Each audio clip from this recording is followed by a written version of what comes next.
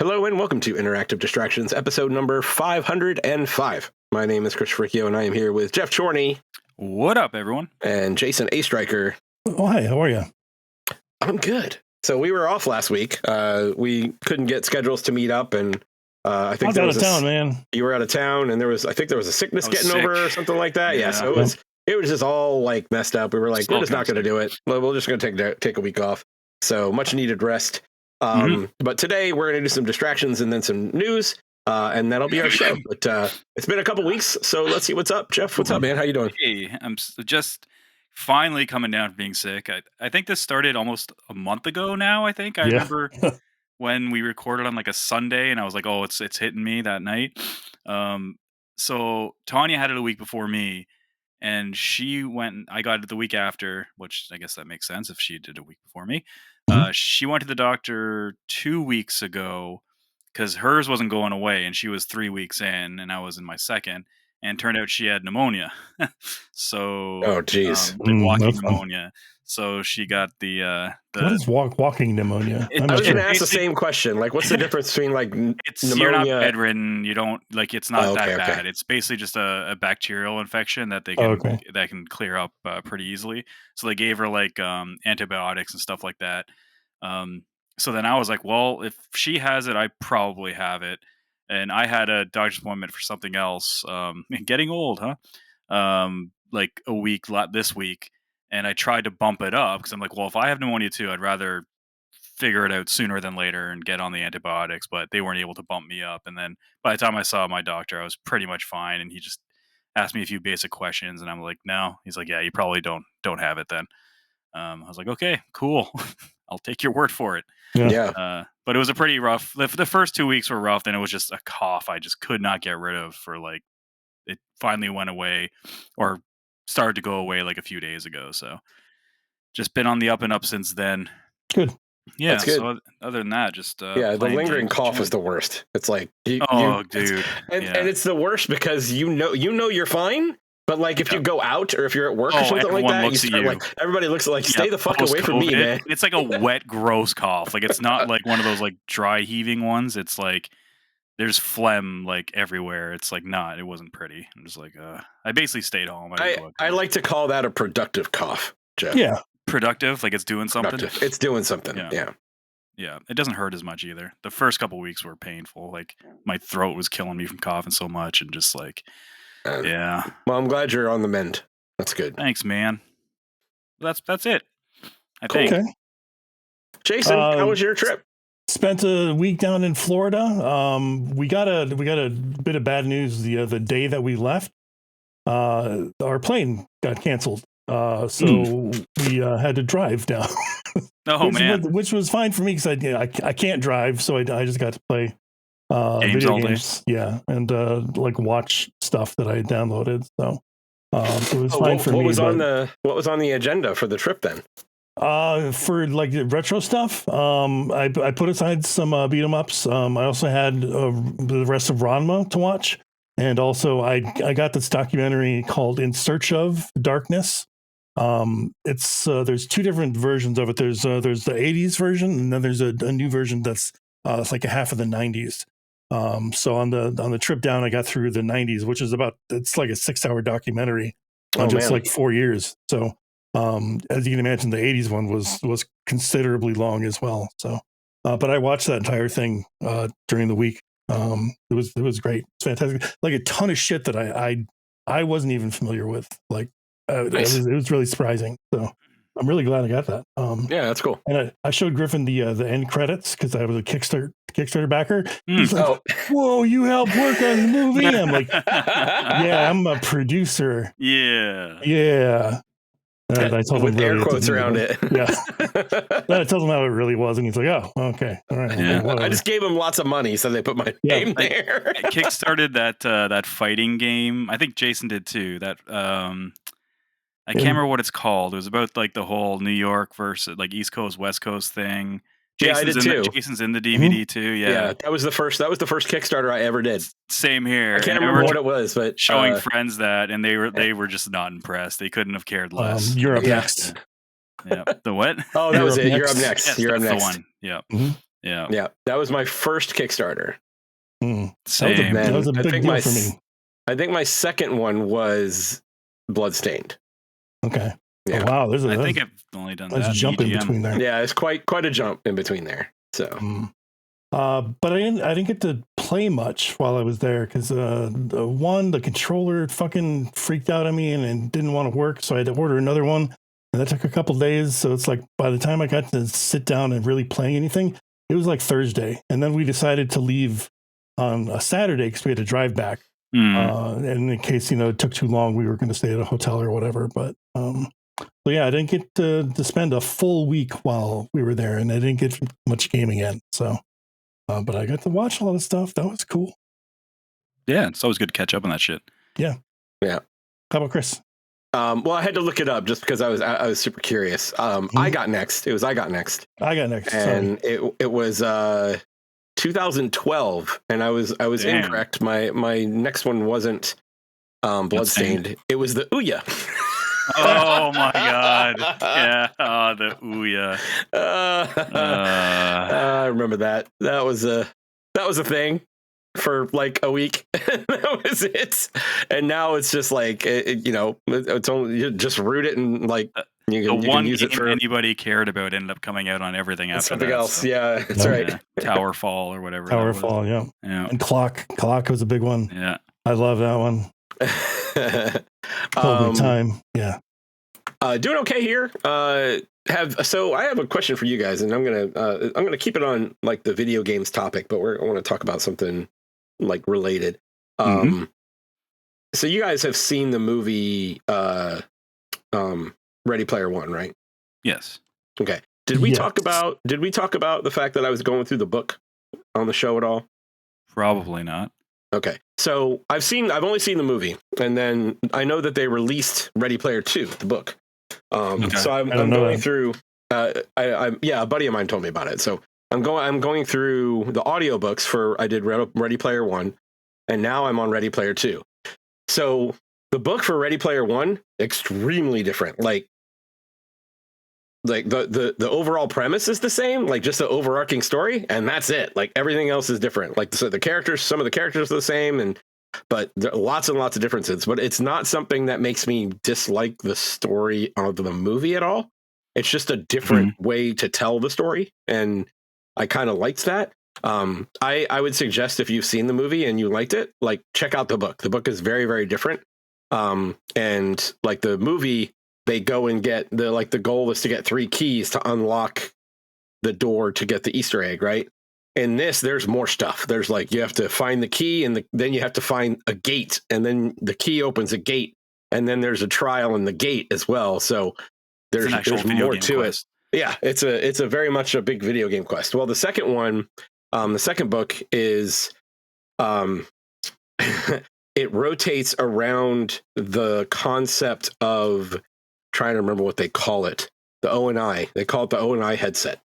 And essentially they like the Oasis like rigs that they had are now replaced with essentially these headsets that can, without like just by tactile, contact, can make you like puts you into a coma-like state, and then you're fucking in the Matrix essentially. And everything that you do within the Oasis, you can now see, smell, taste, hear, feel, all that, everything. So it's like that, what's it called episode? Black Mirror episode. I haven't seen that, but it's straight up is like the first thing I thought of was the Matrix, just without the plug in the head, right? So,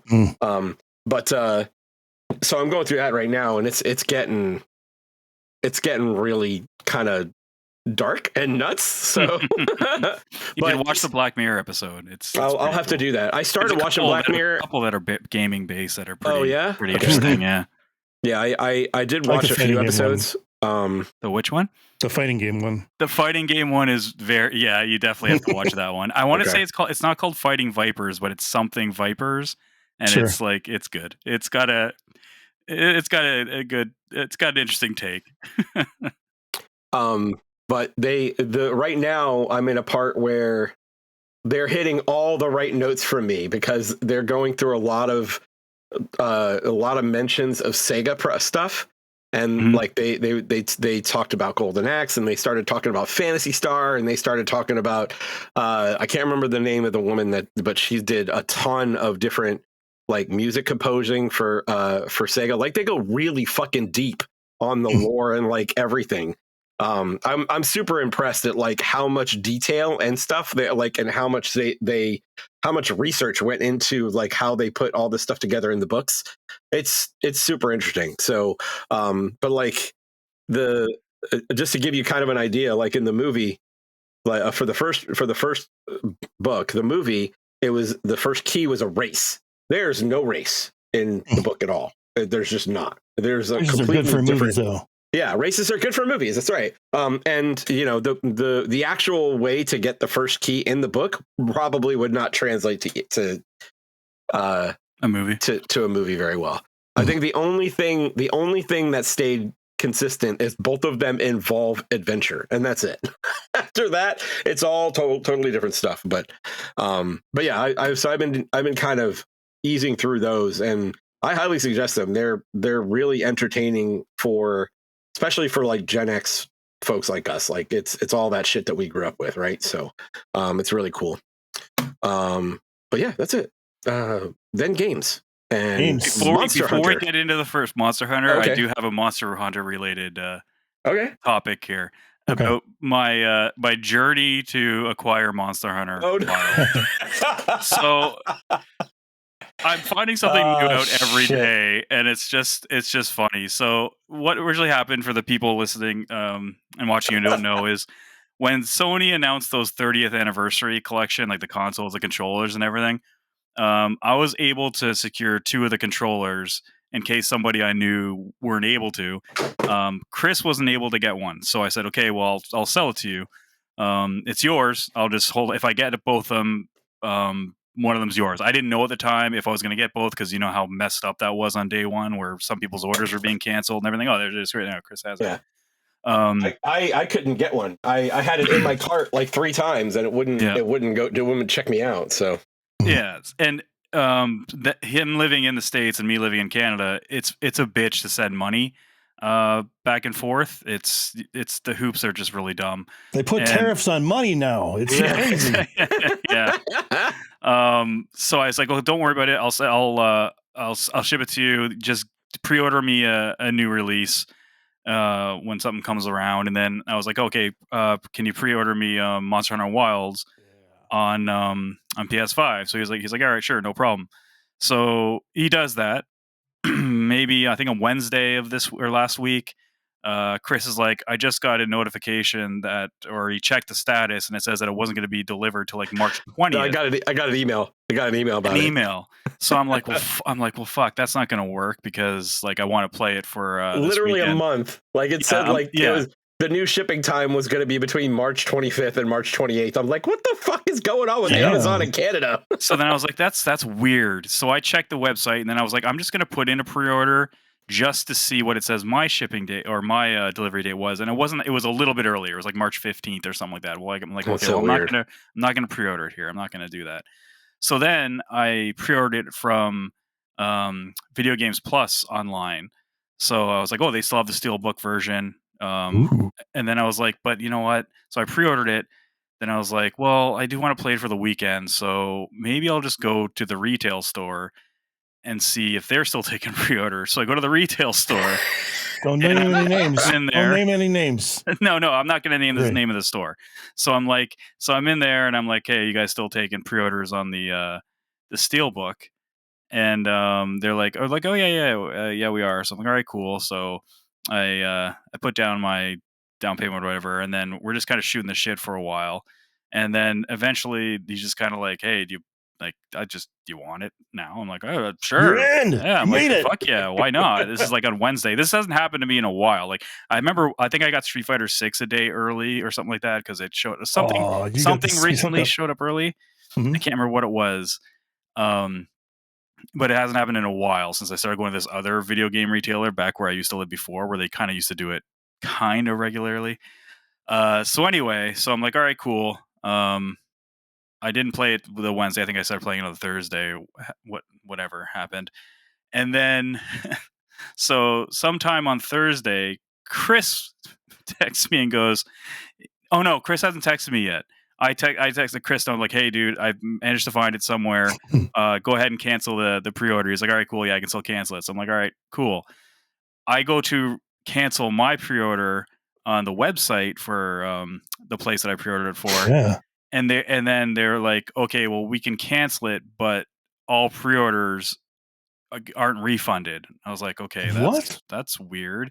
They're like, "Yeah, if it says on the website like pre-orders, you pay for it. That's like you got to take the refund and store credit." I'm like, "Well, whatever, that's fine." Wow. Yeah, it's kind of a shitty thing, really. That is a shitty thing, yeah. So I'm like, "Well, whatever." I order stuff there online like a lot. I'm like, I'm gonna get stuff anyway, so I'm like, "That's fine, whatever. Just give me the credit. That's fine with me." So they do. So then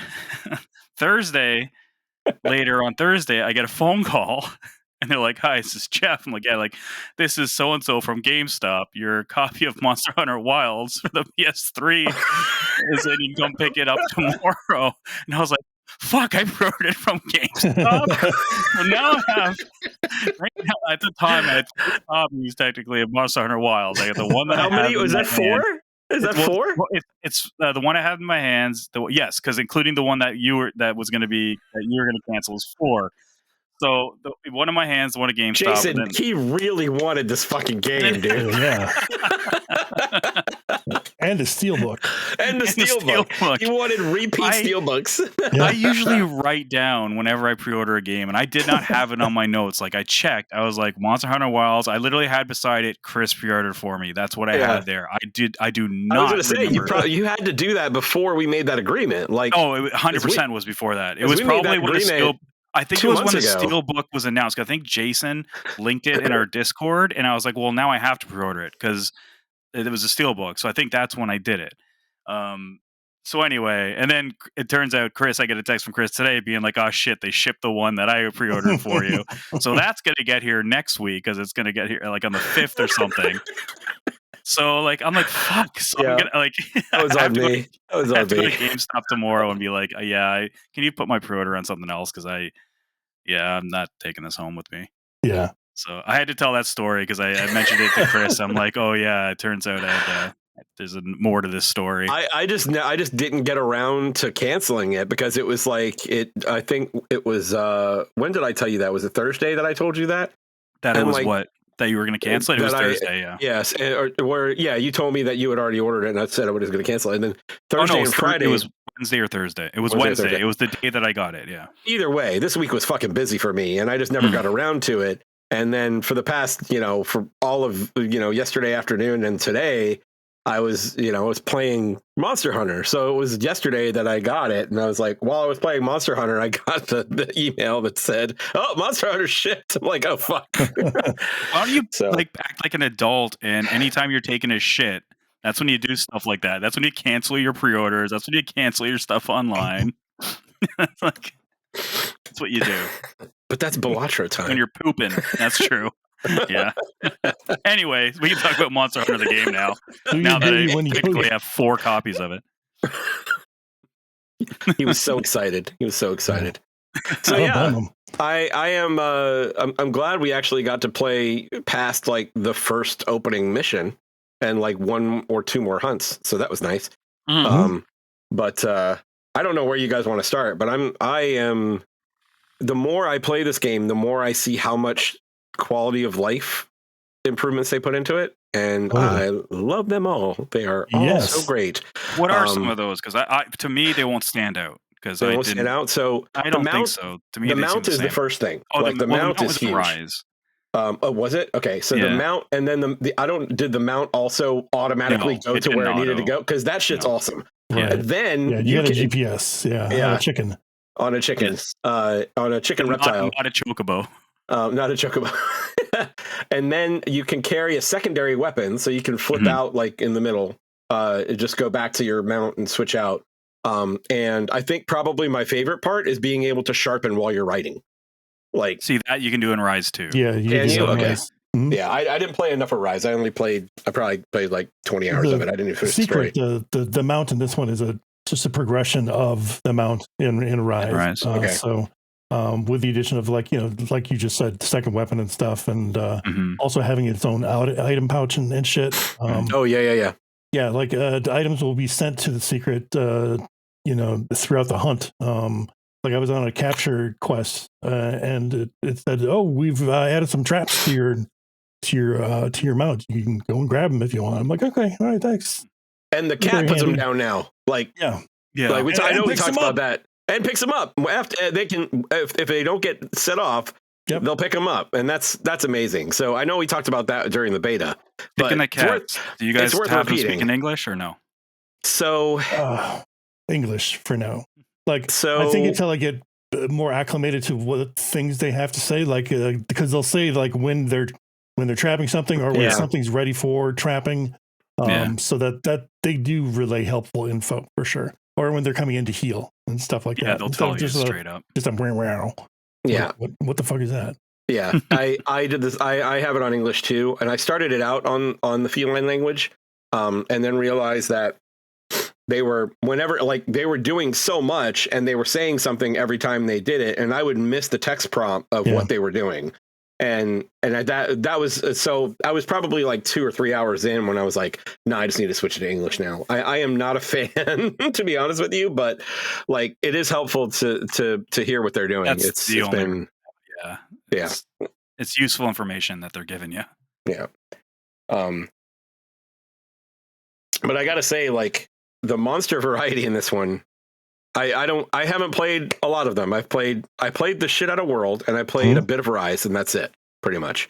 Like I've got other copies, I've got other Monster Hunter games, but I never played any of them nearly as much as when I started playing World. But like like that first fucking monster, the giant, what's the Pokemon, like Lickitung or something like that, and I'm like, oh man, it's gross. Like just like Chedicabra. Yeah, and but you start out with him, and I just faced. I'm afraid to spoil monsters at this point, but there was a. We're so early. I don't think it's. I faced that first big lightning monster. That's the last one. That's the last one I fought. I think he was in the beta. Was he? Ray Dow? Is that second beta, probably, yeah. Yeah. Maybe. He was in the beta. Okay. So but I fought him. That's the last one I did. He's tough as shit. Well, I mean, relatively. In comparison to some of the other monsters, there's some interesting difficulty. Not spikes so much, just like this seems like it's not as tough as it should be. Ray Dow, you're right. Yeah. It's Ray Dow. Honestly, the hardest monster for me so far has still been I'm gonna say it wrong, but the Dachagoma or whatever the. Is that the flame chicken? No, that's Balahara. It's the one after the bear mole face. Yeah, the big mole bear thing. Squinty-eyed things. Yeah. That's the only thing that has carded me so far, and it's done it.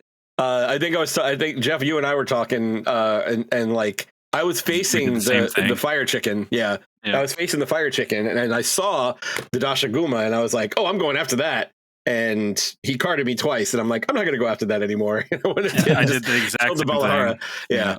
But then when I fought him in the mission for that one, where you fight the alpha, he carded me then too. Like he goes berserk at one point, and like I'm still using the gun lance, but I couldn't keep up with like all the different directions he started coming from. And he was doing so much damage. Like it was rough, but I think the aim down the sights thing is great. I'm glad they added that. The focus mode, the focus mode is good. Like aim down sights with a melee is what I should say, because I guess he always had it like with the bows and stuff. Yeah. But with the melee, it's so good. Like it's the targeting is. I am not accustomed to using it yet. I need to get better about it because. I know how important it is to hit the wounded areas of the monsters. Yeah.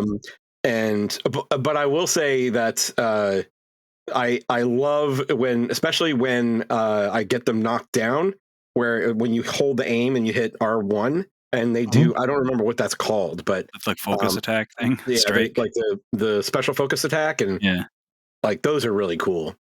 Yeah, that reminded me of Wild Hearts, and I love the fact that that's in that game because it gave me like my problem with Rise, because I don't remember too much of World just because it was so long ago when I played it.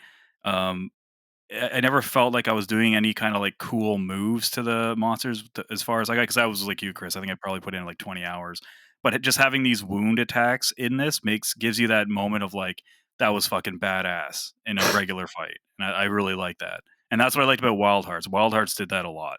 Yeah. And that's so cool. Along the same lines, like one of the things that I've been trying to do a lot is whenever I get in a fight, and after the the monster always runs off after you beat him up a little bit.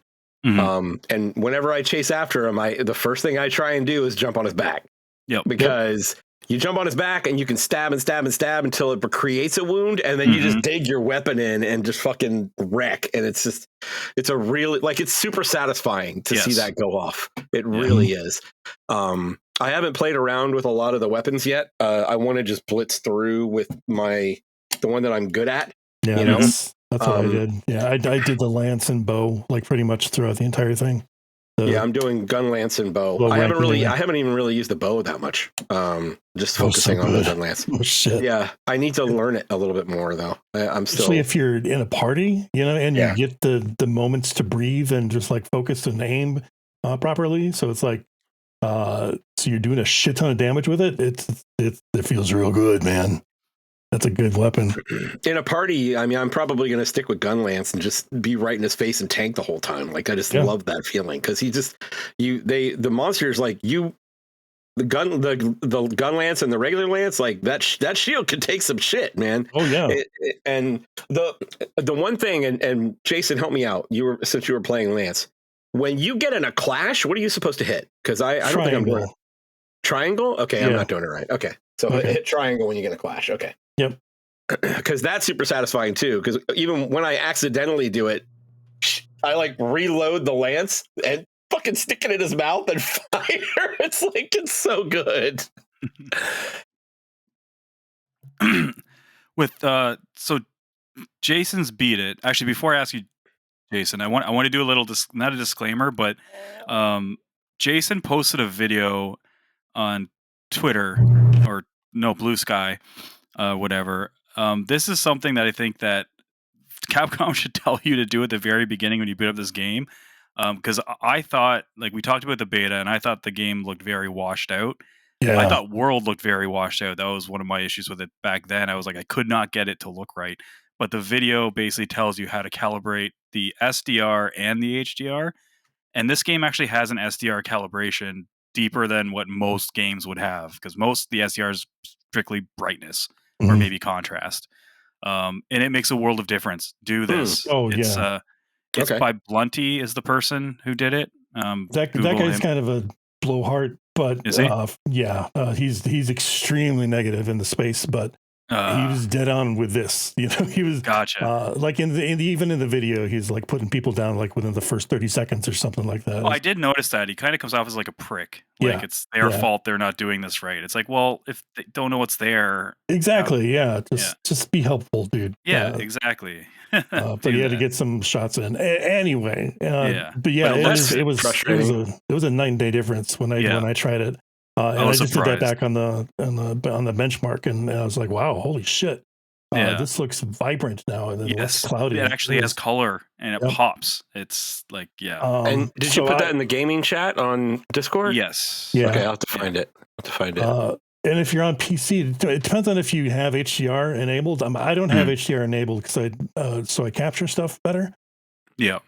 So it just has like the 3 settings, the overall darkness, brightness, and then overall luminosity.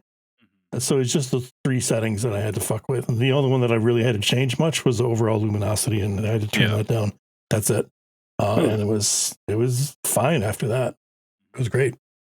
But I was just going to say, Jason beat the story already. Yeah.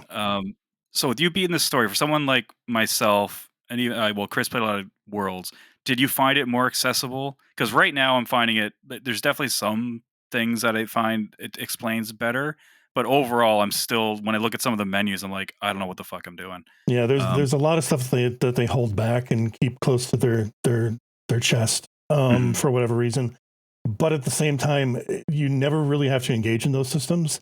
Like they introduce, decorations and items that you can equip to your armor and stuff fairly early on in there, but they don't really explain it. And I think it's partially because you don't really need to deal with those. I never had to fuck with that during low rank stuff at all whatsoever.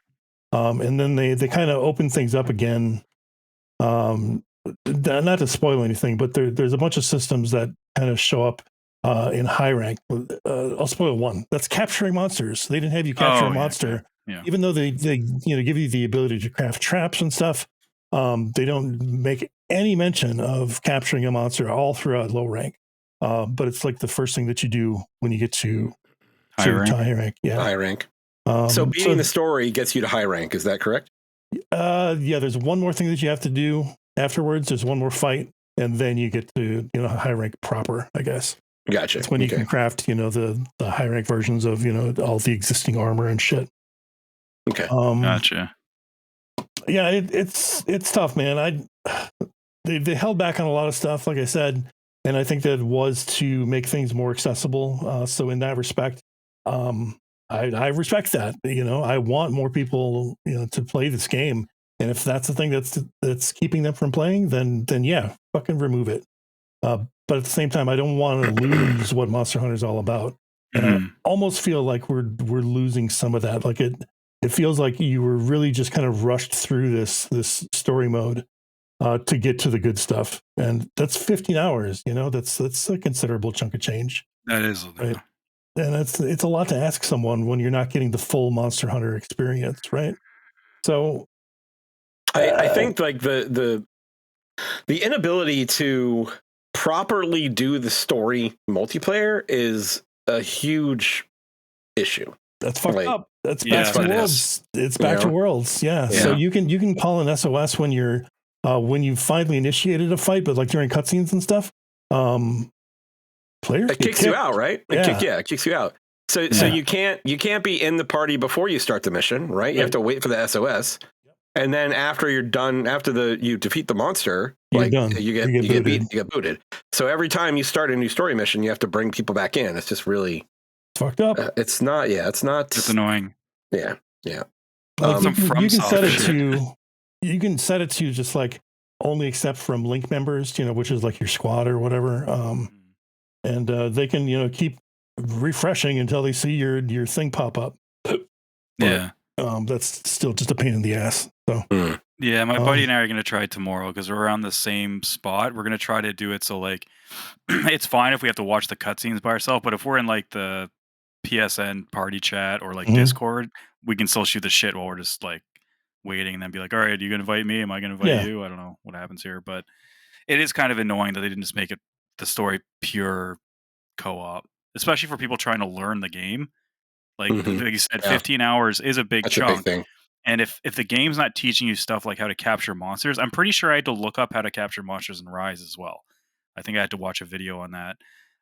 So if you get to the end game anyway and you're still like, I don't know what any of these advanced mechanics are, it's no help if you can't play it co-op or have like a Sherpa with you, We can't be like, hey, Jason, come play the story with me or whatever and explain stuff as it's going. That's the thing. I mean, technically you can. It's just not very convenient, right? I will say, especially for us, like in our timetable and our schedules, it's not that easy. Like when we want to play games together, we want to play the games together. We want to have to jump through hoops to play like every because some of these cutscenes and spaces where you're not on a mission are pretty long, especially at the beginning.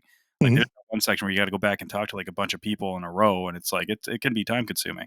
So one of my gripes has to do with cutscenes. So I want to bring that up right now, and that's like the cutscene that's not really a cutscene, where they actually throw you back into the game and the walk and talks. Yeah. Oh yeah. I don't need that shit, and it's like I'm fine with it, but at least let me control my dude so I can go and pick shit up.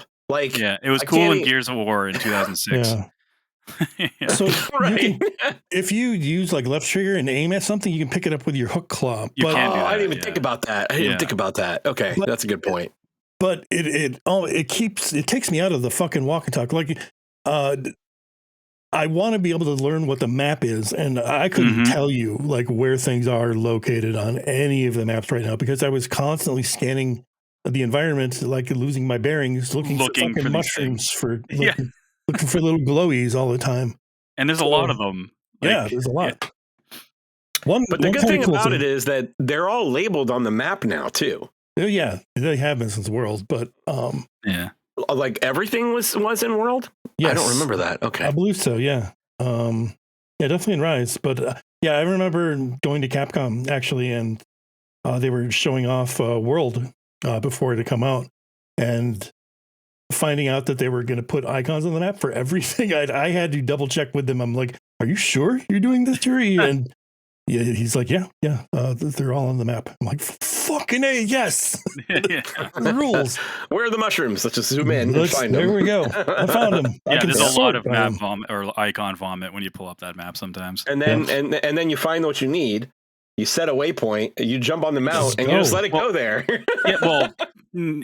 out of 10 times. Sometimes the chicken will just decide to turn around when it's like for no reason. I'm like, what the hell are you doing? And stop. It'll just stop in the middle of the area. Just like, I'm just going to sit here. When it's because it has a lot of verticality to the first map anyway, where it's like jumping over like the stuff. And I find on that sometimes the tracking can be a bit wonky, and it'll turn around and start going the other way. And then I'm like, no, it's right down there. But I'd still rather have it than not have it. That's not a complaint from me by any means. But it's a GPS thing. Like I couldn't tell you the names of streets and like how to get to my house. Yep. Because I've been so used to GPS. So fucking true, dude. Yeah. I mean, how many phone numbers do you know? Right? Oh my god. I know more phone numbers when I was a kid that I still remember now than any phone numbers I've put into my phone in the last probably 15 years. The only phone number I know off the top of my head right now is my wife's. And that's it. And mine. I own. So. One of the things that I am really happy with is that when you while you're gathering, I don't know how many different items it does this for, but I know when you pick up herbs or when you pick up honey, it'll automatically create potions for you and like store them away for you. Does it? Yes. Okay. So I've got like my storage. Yeah. My storage has like 70 potions and like I've got a bunch of mega potions and I never crafted any of them. I picked it up and they end up in my storage. You've got a slider for the ones that you only required, a specific set of an herb. You can't do anything with an herb besides make a potion. So it's automatically enabled. Okay. But you can turn that off as well. So you can. So that's what I was wondering what that was because I found what you're talking about. Yeah, where it has like a little slider icon thing and you can put it on or off. Okay, so that's what that is. I was kind of wondering. I think the most clutch thing and the mechanic that really stands out to me is the secret that you can call when you're on the ground, your mount. So if you get knocked over or something like that, you just hit up on your D-pad and that'll call the secret. It'll pick you up off the ground and you're fucking basically untouchable. So you have it takes a lot of the danger out of hunts for sure. I didn't even know you could do that. You can heal, you can sharpen, and you can call it an SOS flare. You can do pretty much whatever the fuck you want because the monster can barely can't catch you. Yeah, it is clutch. It's a big change. That's good information. I didn't even know you could do that. So it's kind of interesting to hear, interested to see what, especially now that you're getting into the end game stuff, because I welcome the changes in making the story because this might be the first Monster Hunter I actually get to high rank just because. I've heard from pretty much everyone. It's pretty easy to get through that 15-hour story. There's not a lot of challenge to it. And to see, you kind of already commented, you just hope it doesn't take away all the stuff that really made Monster Hunter interesting, I guess. Because I totally get that for sure. You want the accessibility there to bring new people in, but at the same time, you want to bring those people in and teach them how to get to that point where the people who really love the series love the series. And that's a dangerous. You want them to love the same stuff, Yeah, exactly. As much as I hate fur in my food, I miss the cats cooking food. Dude, I was gonna ask you, do they not cook food for you anymore? Yeah, you cook your own damn food. You have to cook your own stuff? Okay. Yeah. I was wondering about that because I did like the fact like that was something that we did as a group. It's like, all right, let's go eat before we go, and we'd all go into the little cat area and get our food. And they have a couple scenes that are like extended like dinner scenes or whatever. Okay. And there's no cats cooking still, but at least you get like close-ups on the meat and fucking the cheese and it's a mini game now, cooking the meats too. I'm not sure if that was a thing before. Yeah, if you're just cooking meat. If you're cooking meat, it has. Right? If you're cooking a meal, there isn't one. But no, that just makes it.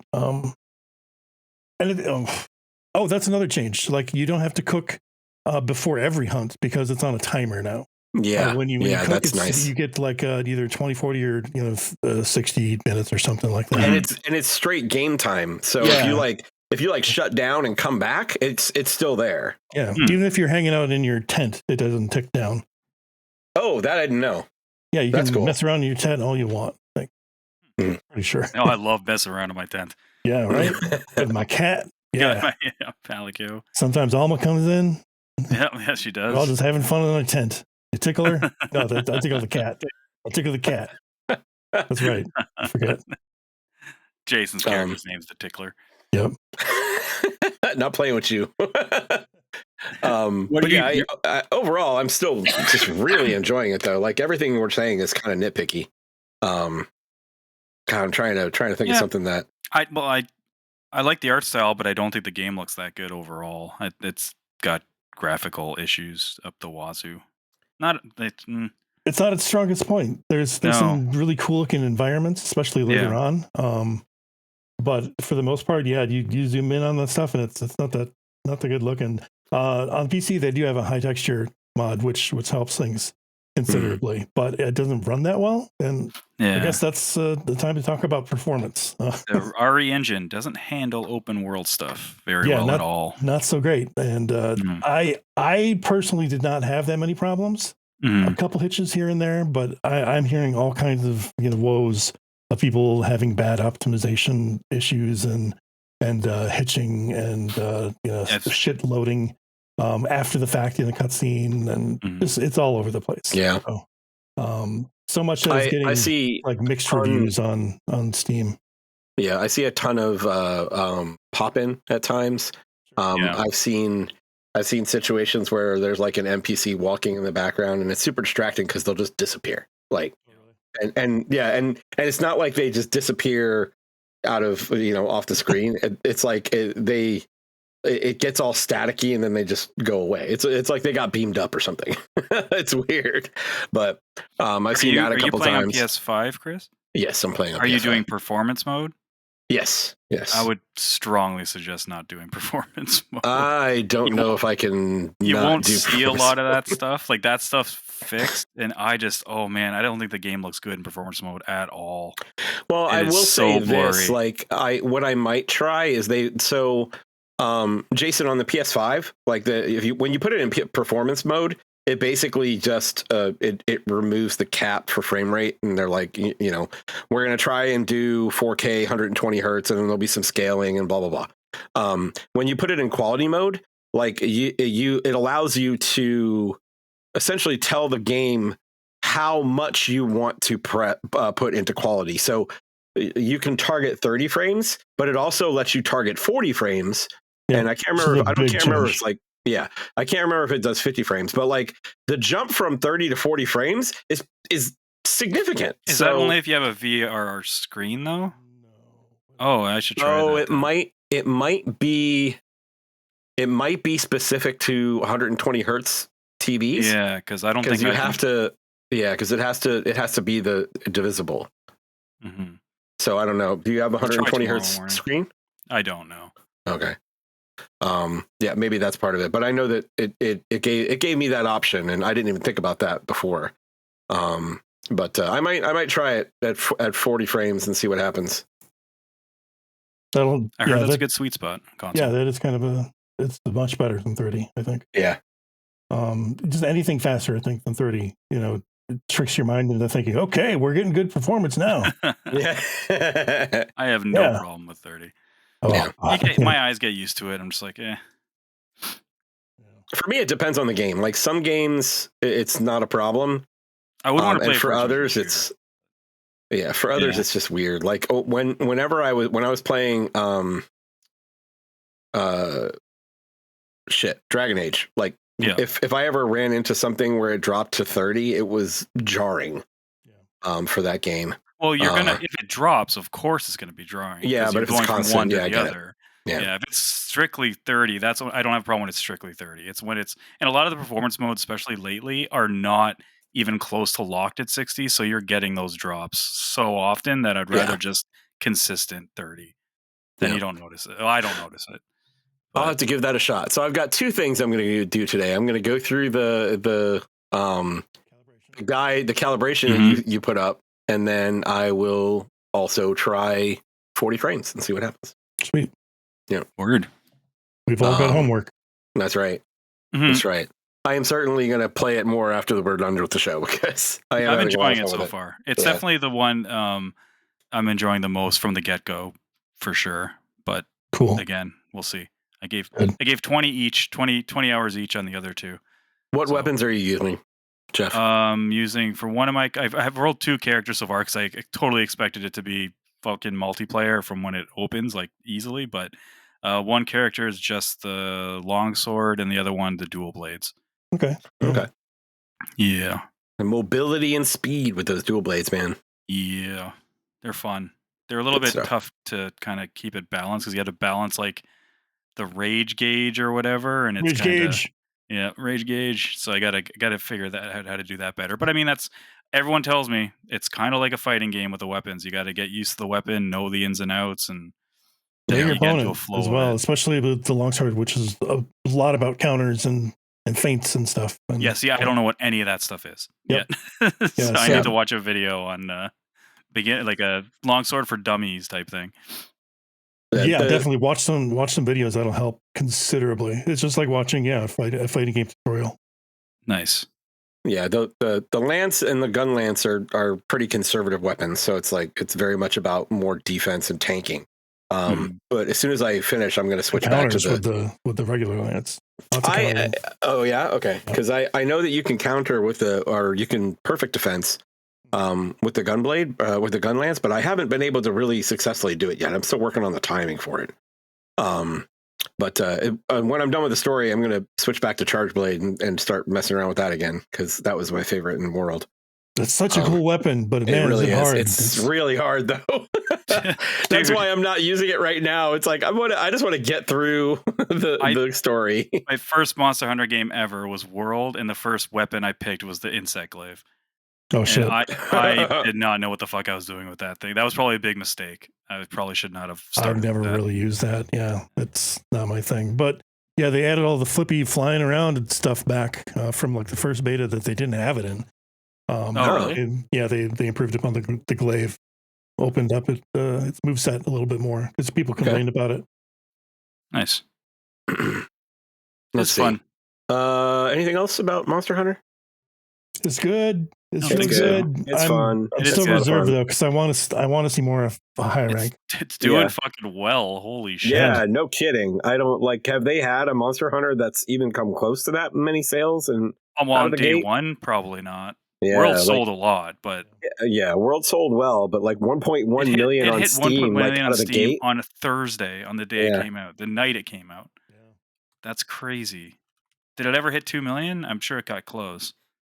On the weekend. I don't know. I was too busy playing. Yeah. So apparently, Monster Hunter World sold about 20 million worldwide. I was gonna say, definitely in the 20s. I know the first month. Actually, no, I don't remember. But I thought it was like 4 million the first month for World. Launch weekend was 5 million. Highest selling game ever, I think. Yeah. It was a shit show. If Steam's already at like 1 million concurrent, that means it's probably above 2 at least day one, and then all the console sales. So yeah. It's great. Sure it did really well. It's great. Yay! People love Monster Hunter. It's crazy. Yeah. We'll get through the story mode and we'll play. We'll start playing some multiplayer. Get through it. Just barrel through it. Like I didn't like the story, so like. Man, just I don't care about the story. Do what you got to do. I don't care about that kid. If Nata's like, oh God, Arkfeld, no, he just wanted to live. No, Jason's finally alive. He's like me for real. If Nathan starts doing that, just skip it. Just skip. Okay. Fuck that kid. Right. Like all the voice acting's pretty bad. He gets oh man. Well, you haven't gotten to this part yet, Geoff. So I'm not gonna say it. But like he's. I'm like, what are you gonna do, kid? Like, what are you doing? It's like just stay in camp and just stay out of the way. We have nothing planned for tomorrow. So I intend to put in some work tomorrow for sure. That's the part I'm talking about, Jason. I just got to that. Like, what are you talking about? Oh my god. Fun. Anyway.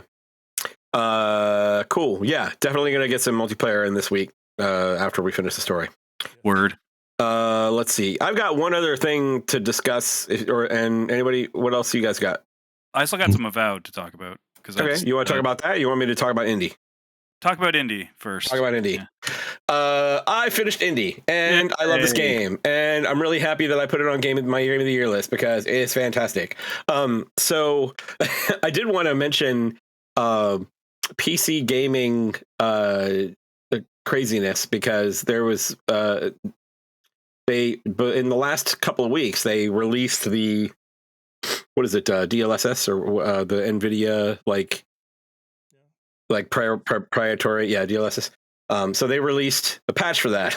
Well, I downloaded the patch for that on the game, and apparently the driver did not update.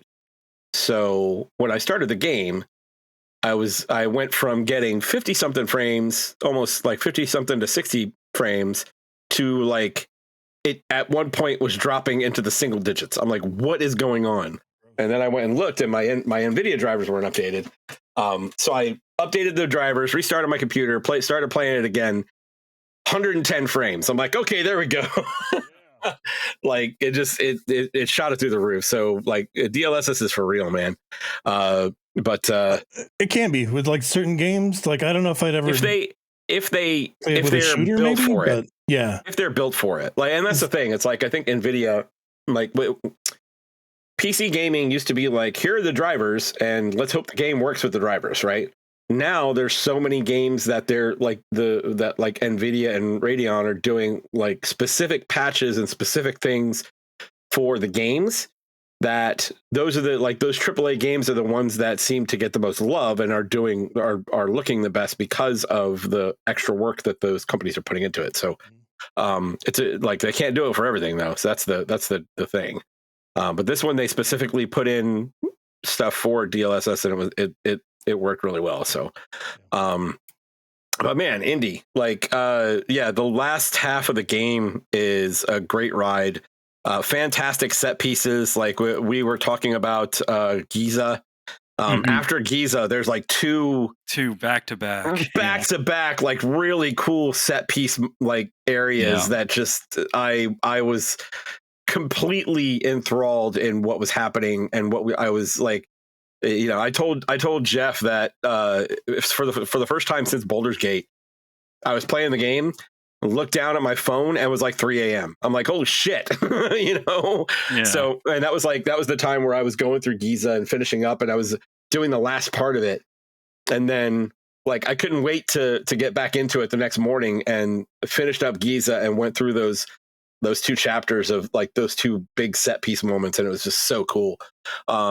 And then you end up in the jungle, which is a bit annoying, I'll be honest with you, because it's all like swampy and you're using a boat to get around. Oh yeah. But the fast travel works well. Like you get someplace and I honestly didn't use the fast travel a whole lot until I got to that area. But like let me back up.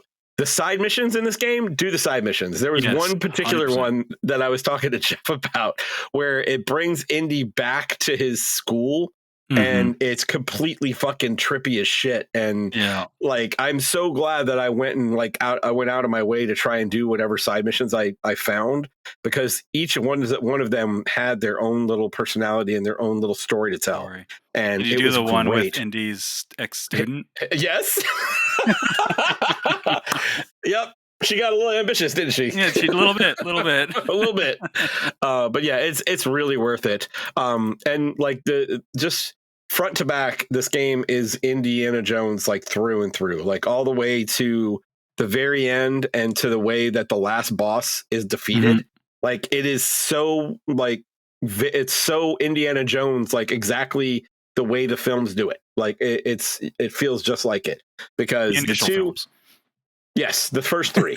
Yeah, those are the only ones I consider worthy. indie films. Yeah. Well, I haven't seen the most recent one, but I'm not hearing great things. But yeah, it's just really, really great. And Voss like is a great villain. Like he's a great, and what was the dude's name? I can't remember the other guy's name.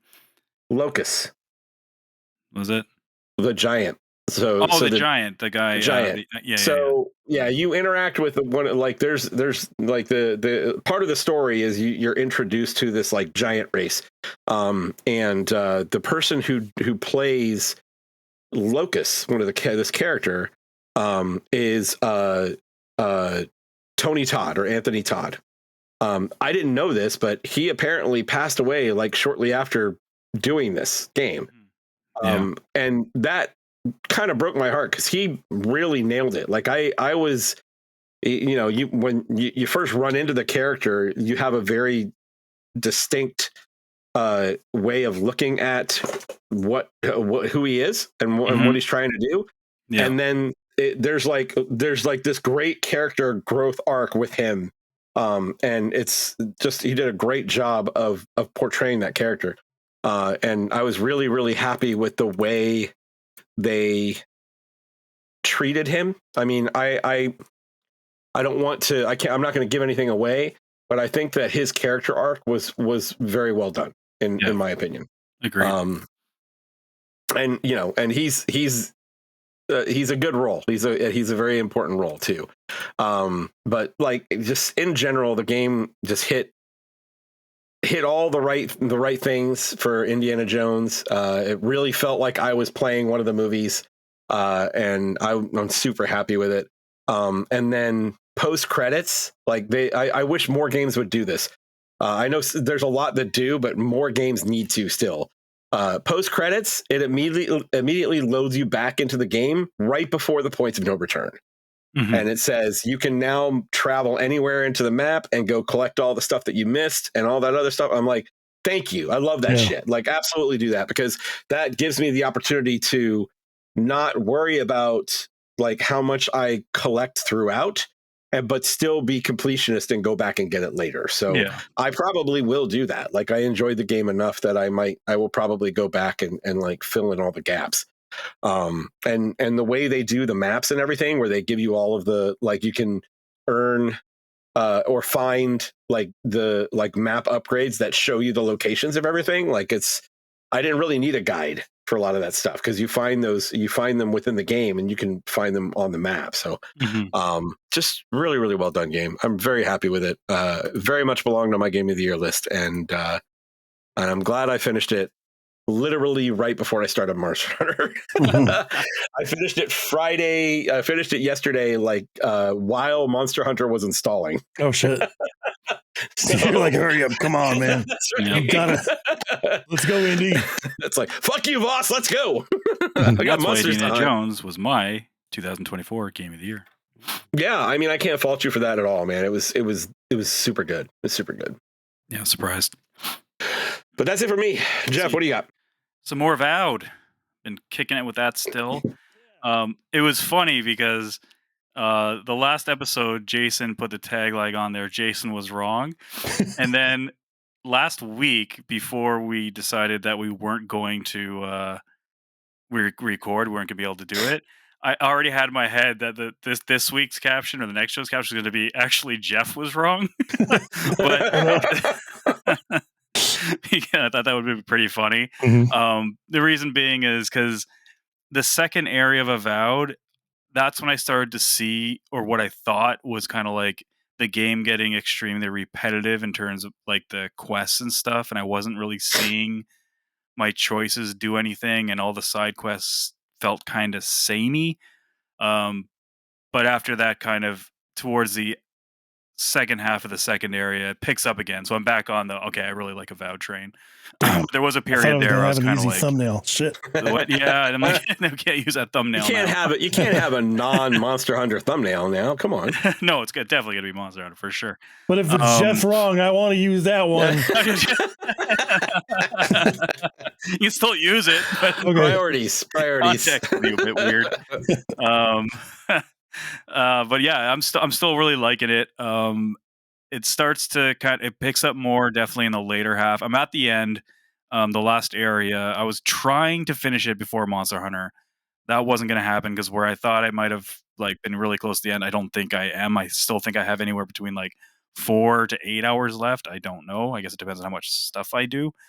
But I found out some stuff by talking to a friend of mine, and then I started seeing this pop up online, people talking about it, and I don't know if any reviewers did this, and I won't spoil on here, but something happens in the first area that totally seems like it's scripted, part of the main storyline, but you can actually prevent something crazy from happening if you pick up on clues in the world or stumble upon a certain area by accident that the game literally points you to like in no like waypoint or quest at all. There's no quest for this specific thing you can do.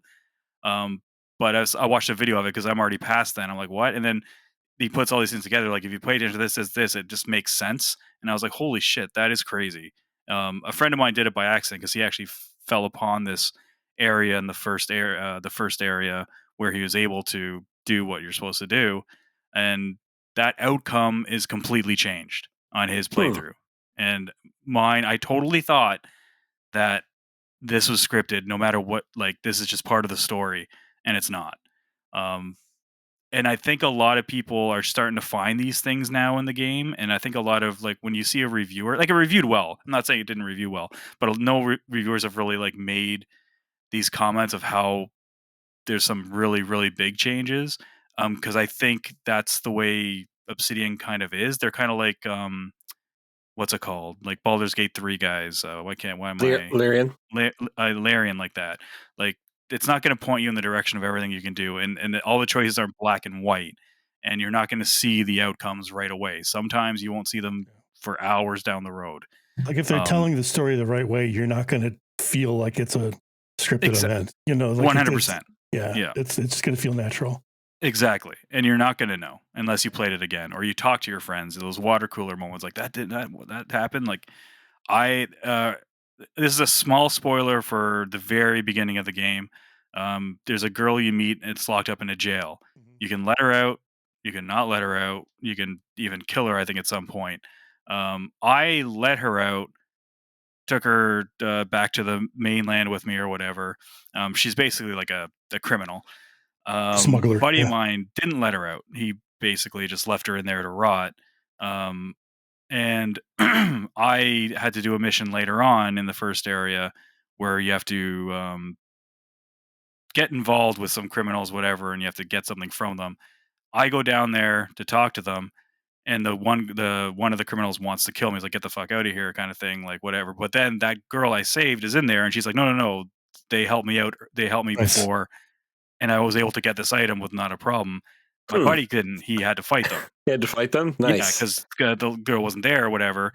And then another friend of mine did let her out, but something happened, and she didn't stick up for them. Like, it's kind of like his character was kind of like, hey, like, you remember me? And she's like, nope.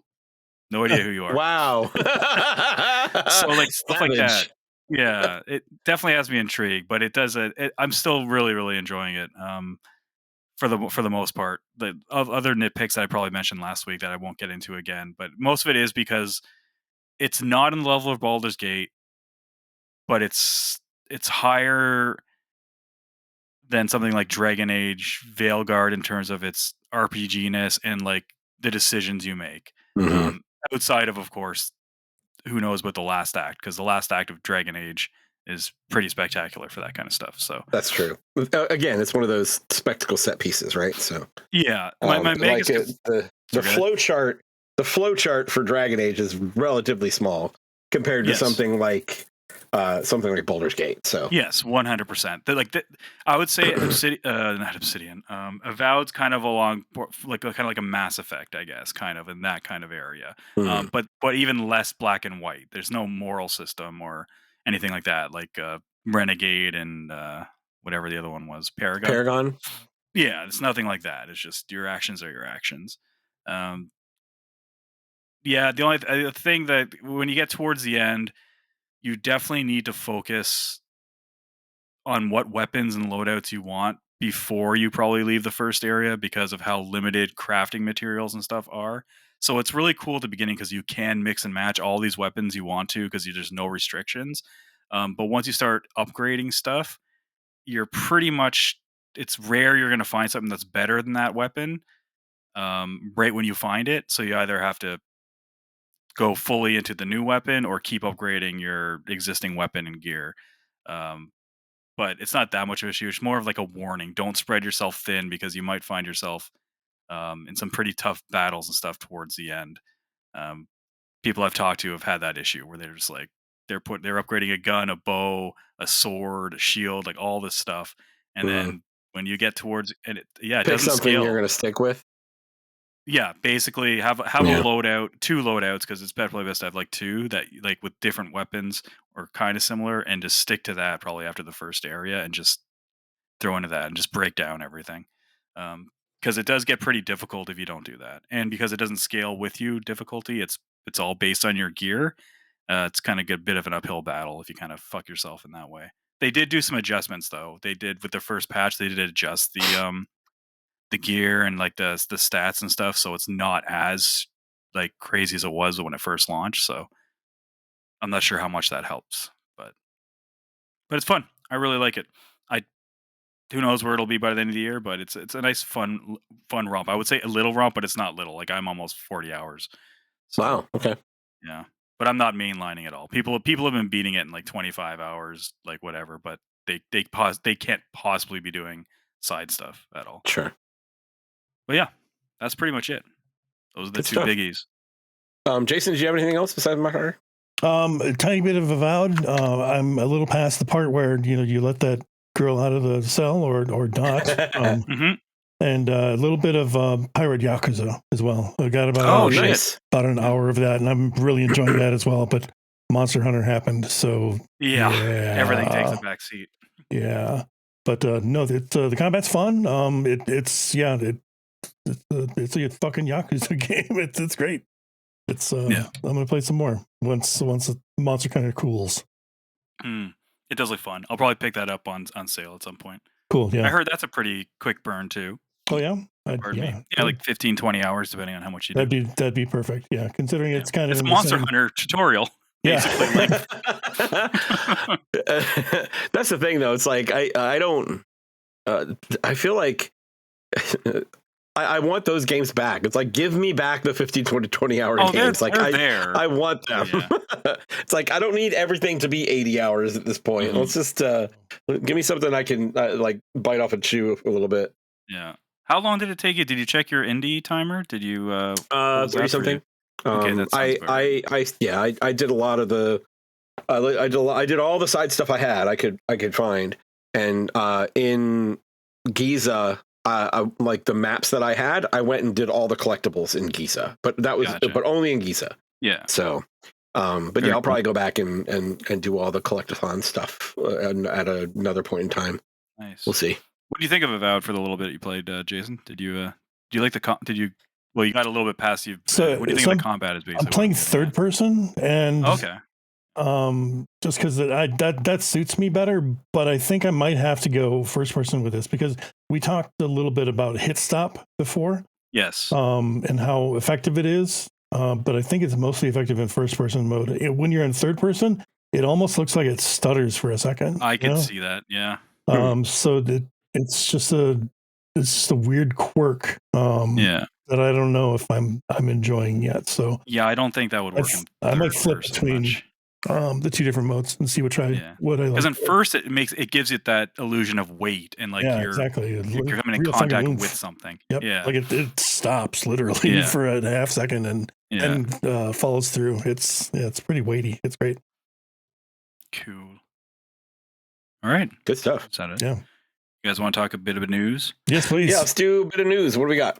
Nothing too crazy here. Just a few tidbits. The first one I want to bring up because this hits me personally in more ways than one is that Fable's been delayed to 2026. I drafted that game in my fantasy team, and it was counterpicked. Whoops. So, thank you, Lady V, for that. So I'm fucked out of points for that one. I am not good at this fantasy draft thing. Also, I need you to explain it to me again. Remind me again how it works. I'll explain it. Yeah, I won't do it now to like bore people that don't want to hear it. But I'll talk about it in the chat. Okay. I jumped the gun because we had 3 slots we could bid on for other games that we didn't draft, and I was an idiot because for some reason I thought you could drop games that you bid on, but you can't. Like if you bid on a game and you win that bid, you're stuck with that game. I filled up those 3 slots within like the first 2 weeks of this because I was like, I gonna sit on these, and then if I feel like I need to drop them, I need to drop them. The very first game that I bid on was replaced, and that game looks phenomenal. It's been delayed over and over and over again, but it's a Ukraine developer, and it just looks like it looks great. What are they doing over there? Come on, let's get the game exactly. They're not. Yeah. Well, they're probably doing a lot more now. Unfortunately. Yeah. But they the day after I got the bid and I won the bid and I got the game, it came out that it's probably delayed till 2026. That's another game that I potentially have 0 points for, unless I can somehow manage to get a super drop from the GM, please, if you're listening, that I can drop that one. But yeah, the other 2 games I picked up were Crimson Desert, which also might not come out this year. And the other one was I picked up Ragebound, Ninja Gaiden Ragebound, because I think that's going to do pretty well.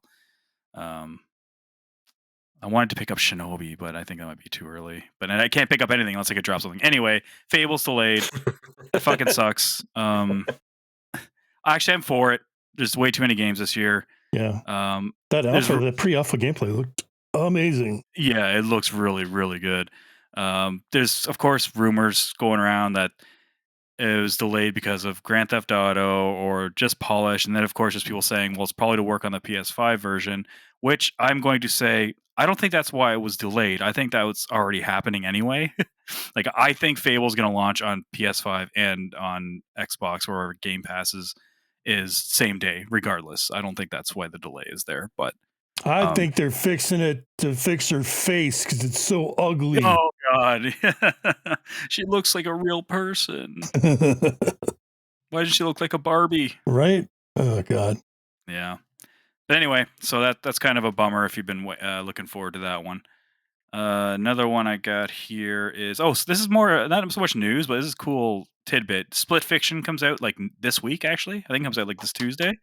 Yep. And they always had a thing where It Take-Two had this anyway. If you bought a copy of the game, you could basically gift a friend pass to somebody you're going to play co-op with, so they could also play the game with you. They're doing the same thing with Split Fiction, but now it's cross-platform. So nice. like, if I buy it on Xbox, awesome. I could be like, Chris, you want to play on your PS5, and I can gift him the friend pass on PS5, and we can still do the co-op online. That's very cool. That's very cool. That's super cool. And that works for me because I'm going to try and get and play it with my wife. Mm-hmm. And I already pre-ordered it on PS5. Mm-hmm. And she would play it on Steam. So yeah, I'm looking forward to that. Kudos, yeah. Sick. I didn't realize, dude, It Takes-Two sold like 23 million copies or something like that. That is insane. That's awesome. I still haven't played it. Oh, it's really good, man. I need to finish. I was fucking Johnny as a boy. We played it like a couple years ago or a few years ago now, and we're playing the entire thing. We're at like the very end pretty much, and then he fell off. Some other game came out or something, and we never got back to playing it again. And I need to fucking beat that game, and you can't play it if single player. So right. I'll need to do that. Johnny. Damn it! Yeah, exactly. Maybe I can get Tanya to fill in. So this was a bit of sad news. Usually we don't talk about layoffs and stuff like that because that's just always fucking depressing. Yep. But when a studio shuts down, especially one of this pedigree, it's kind of worth talking about because Warner Brothers doesn't know what the fuck they're doing. You're here. Let's be honest. They shut down Monolith Studios. Their latest game that they're working on was Wonder Woman, which is now canceled. They also made the Shadows of Mordor, Condemned, Fear, the Fear series. They've got a pretty good back catalog of games that they've made, and they're no longer a thing. And they also shut down Player First Games. Sorry? Player First Games. Yes, Player First Games. So, which is the Multiverses. Yeah. Yes, Multiverses. Multiverses deserve better. Damn it! 2024. So yeah. What are they doing, guys? Like, what? Like, they can't get their shit together. Like, it's Suicide Squad. This the Rocksteady now is apparently going to be working on a Batman game. I cannot fucking fathom a world in which like just canceling Wonder Woman outright is the move. You know? Yeah. Yeah. They had to have been years into development. Like, try and recoup something. But just to fucking cancel it and then close the studio? Dang. Yeah. Damn. Like, why try to sell them off? Like, are they trying to sell them off? Like, there has to be a company that would take Monolith, especially with their pedigree. Yeah. You'd think. Like, I don't get it. I think the copyright or the patent on the Nemesis system is like good to like 2036 or something like that. So it's at least 10 years before another company can use that, unless they want to sell it, which is possible, but I'm sure they want to make a killing off something like that because they weren't willing to license it out before for any reasonable price. Jesus. So here's the biggest problem I have. It's like, and this is part of the reason things are always keep increasing in price so fast. It's like every company feels like they have to do better every single year. Yeah. It's like, if you have a really fucking good year and then you have the same really fucking good year, why is that bad? Like, you don't need to lay off people because of that. Like, I don't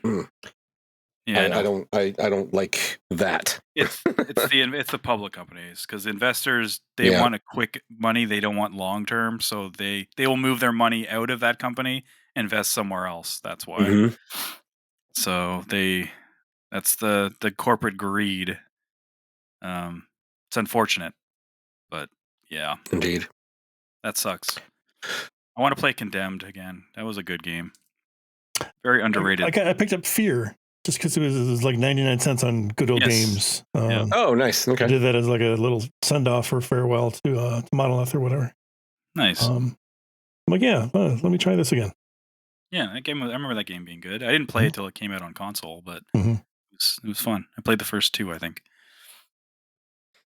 So hopefully those guys land on their feet, get picked up, form their own studio. Who knows? Yeah, I'm sure they will. Yeah, Warner Brothers and company. Who knows what NetherRealm's gonna like? Are they doing Injustice? Because I know they were forced out of doing Injustice 3 to do Mortal Kombat 1 or whatever it's called. Was it 1? Yeah. I don't know, man. Fucking Warner Brothers. Yeah. Anyway, that's it for the news. I should have started with that one. It always sucks. It's like, not the smartest guy in the world. But now, looking back on it, I'm kind of like, that might not have been that wasn't the move, Geoff. Oh man. Anything else before we wrap up and get out of here? Monster Hunter's fun. Monster Hunter's great. Yep, it's really good. You should try it. As a matter of fact, I'm gonna go play it. Nice. So thank you guys for listening. Hope you enjoyed the show. If you did, please tell a few friends about us. Like, subscribe, and comment. All those things help us with the dreaded YouTube algorithm. We appreciate you listening and hanging out. Check us out on Linktree. It'll lead you to our Discord. And if you want to help us out, you can also check us out on Patreon. We really appreciate all our patrons that are continuing to help us out. So thank you. And that's it. So until next time, my name is Chris. I'm Jason. I'm Geoff. Play your games, and we'll talk to you next week.